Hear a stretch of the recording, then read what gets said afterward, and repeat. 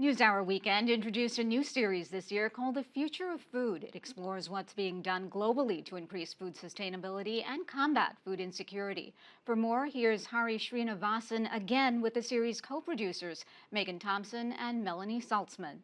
Our resident foodies are in the house. Melanie, Megan, how did this series about food come in the first place? We all eat food. Yeah. And it's the intersection of so many things: politics, the environment, climate change, technology. So many things we've learned kind of revolve around it and are affected by it. And we also reached out to Mark Bittman, who's a very well-known food author, and he kind of came on board as both one of our reporters and as our host. So we ended up coming up with three different sort of topic themes. We did a few stories about technology and food. We did a few stories about farming, and we did a couple stories about what we're calling food waste and food security. Let's start with the tech angle. You had a couple of pieces around that. What did you find fascinating about it? Genetically modified salmon is the first animal approved for human consumption. Millions of dollars went into research. The FDA took decades to approve it, and now it's actually happening. So we thought that it was a really worthwhile story to kind of look at genetic modification and see how the salmon could be on your plate in the very, very near future. A genetically engineered salmon that grows twice as fast as regular salmon while actually consuming less feed. It's really hard to believe that these salmon are the same age, and there's such a huge size difference between the two of them. This fish is 5 kilos, ready for market. That fish is a long ways from market. In the United States, the majority of the salmon consumed is Atlantic salmon, but almost all of it is imported from ocean farms in Norway, Chile, and Canada. That's because in the U.S., wild Atlantic salmon is endangered, so catching it is illegal. Ocean farming is only permitted in a few places, and until recently, there wasn't much interest in expensive land-based production like Aqua Bounties.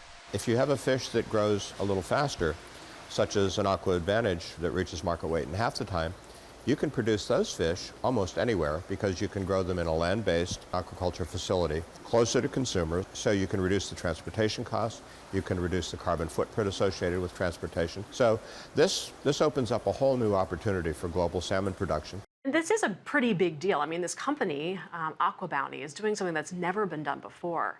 But what I think we both kind of found fascinating was that when we actually went to visit the company, it's actually sort of a really modest and sort of isolated operation. Where isolated? So their main operations where they're producing the fish, or where they have been at least, is in Prince Edward Island, Canada, which is off the coast, east coast of Canada. It's a small island. There's no nonstops from New York. There are no nonstops from New York. The plane was tiny, tiny, and there was one guy that did everything. Yeah. He was the stewardess, he was the pilot, he was the luggage guy. It was great. There was literally no door on the cockpit. It was, you know.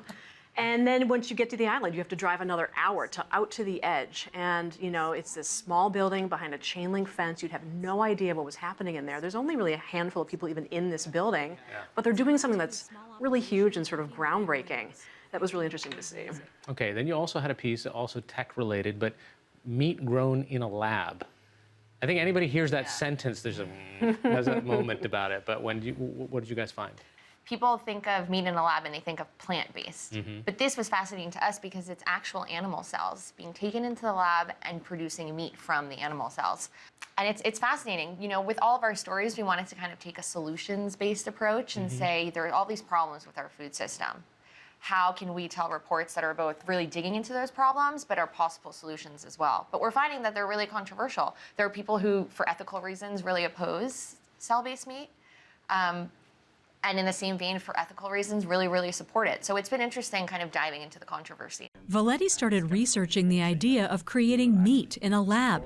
He'd always been bothered by the environmental impacts of meat production and also the fact that billions of animals are slaughtered for meat each year. Valetti walked away from his promising cardiology career and moved his family to the San Francisco Bay Area to pursue the idea of creating what's known as cell-based meat.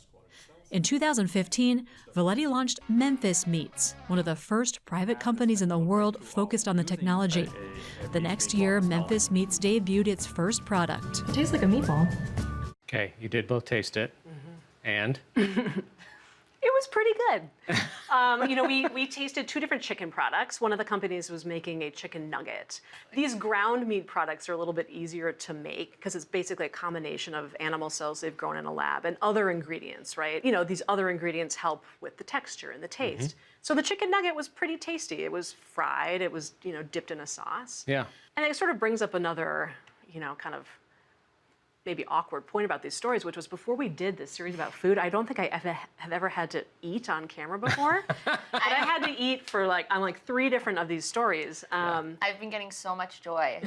It's so weird. I feel like I'm putting her through her pieces, but I'm like, just take one more bite. Just take one more bite. Yeah. And we've done shooting a bunch of scenes of getting her to eat everything from the chicken to the chicken nuggets to the salmon to hamburgers. Okay, here I go. Go for it. It's very tender. Do you think that they'll ever be able to grow a hamburger like this in a lab? I think, given enough time and research and development, yes. He gave me a taste of the product. It's delicious. The grain is nice and crunchy. It's got a nice chew to it. So, all right, let's talk a little bit about the farming pieces that you guys also did, and how not just technology, but how we need to be thinking about how our food is grown. I mean, a lot of the stories we did do have these international components, but we really wanted to do farming in the United States. And we started looking into Iowa. They're a powerhouse producer of corn, of soy. 23 million acres of farmland produces those 2 crops. And it hasn't always been like that. But as a result, we learned that there's soil erosion, there's issues with flooding because the water doesn't get held on to the land like it used to. There's nitrates going into the water, so there's water pollution. We kind of just realized because of this agricultural system, all of these issues have come to light. And we met with a small group of farmers that are trying to both continue their businesses, their livelihoods, but implement much more sustainable solutions as they move forward. Sam Bennett is a 6th-generation farmer. His family's been on this land in northwest Iowa since 1883.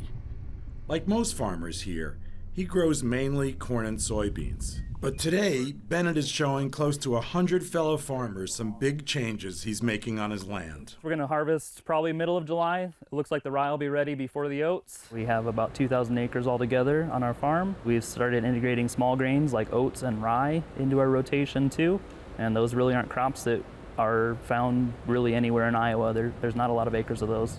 This practice of growing a variety of crops, taking a break from the corn and soybeans, is called diversified crop rotations. Bennett says he plants these crops closer together so there are more of them.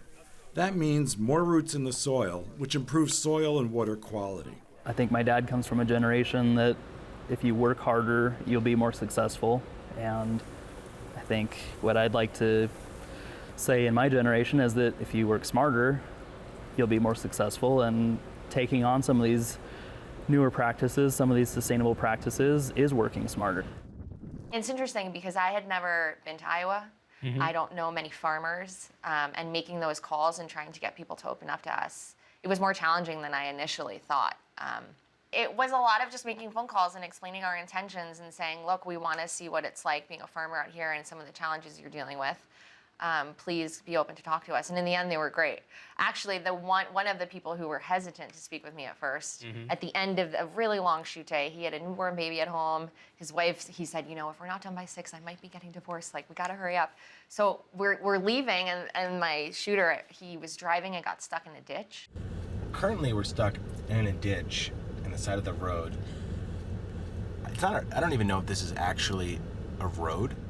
And I had to call Farmer Sam and say, I'm really sorry, but we really need you to get us out of this ditch. And he had to come and leave the baby and leave the wife, and he was great. Okay. Sam, you come to save us? Working on it. Does this baby have 4-wheel drive? Maybe, probably not. He came out, he got us, gave us a hug, and we were on our way. So it was nice that he was willing to do that and he didn't leave us in the ditch. I felt good about it. Yeah, so that was Iowa. Where else did you go? In doing some of the reporting for this story, we were both working on it, and somebody mentioned something called Kernza. And we were, I think, both like, what is Kernza? Yeah.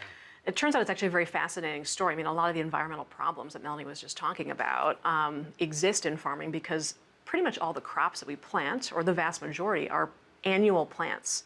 something you don't really think about. But what that means is after one season, the plant dies. The roots have to be pulled out of the ground, and the soil has to be turned over and replanted. And that actually is very damaging to the soil. Sure. And it's also a contributor to climate change. I mean, carbon dioxide is released out of the soil. Yeah. So there were some scientists back in the 70s and 80s that said, we should be looking into figuring out how to create crops that are perennials, crops that stay in the ground for many years and can actually repair the soil and trap carbon. And the most successful thing they've come up with so far is something called Kernza. So it was a really fascinating story about something that not many of us, I did not realize that most of our food that we eat are these annual plants. So after having done all of this, how has it impacted the way that you sit down at the table, whether it's your own or at a restaurant? Does it cross your mind, considering that you now have all of this new information? It's funny, I come into the office every day. I go to the coffee shop downstairs. You guys know this about me. And I see them throwing away food every morning. And it got to a point where I went to the manager and I said, I'm doing this series, I'm really passionate about it. And a few times I've convinced them. I've gotten a big garbage bag and put all the food into it and then gave it out to everyone in the office. It's small things. Hold on. I think I've had one of those snacks now. It's small things, but I think doing this reporting for both of us, it makes me much more conscious about the things that we can be doing as consumers, because it can be really depressing if you look at the system as a whole. But I think there really are tangible things that at least I've been trying to kind of implement into my life as we've been doing these stories. I would say the same thing. There are a lot of these issues I did think about before, but to your point, once you actually really start digging in and learning a lot more about them, it's almost like it makes grocery shopping and eating a little bit more stressful, because you're sort of burdened with this knowledge now, right? Am I doing the right thing? Am I eating the right foods? Am I feeding my family the right foods?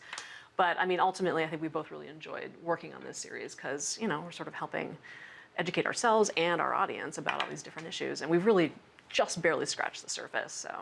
Okay. I think a lot of the reporting that we saw before this was very negative, right? It's not that this reporting hasn't been done before, but it was all about the problems with our food system. And I think as we've been trying to explore it, it's not only about the problems, but it's about what on small levels can be done, but what on much larger levels is currently being done as well. So it's not so doom and gloom. Melanie Saltzman, Megan Thompson, thanks to you both. Thanks, Hari.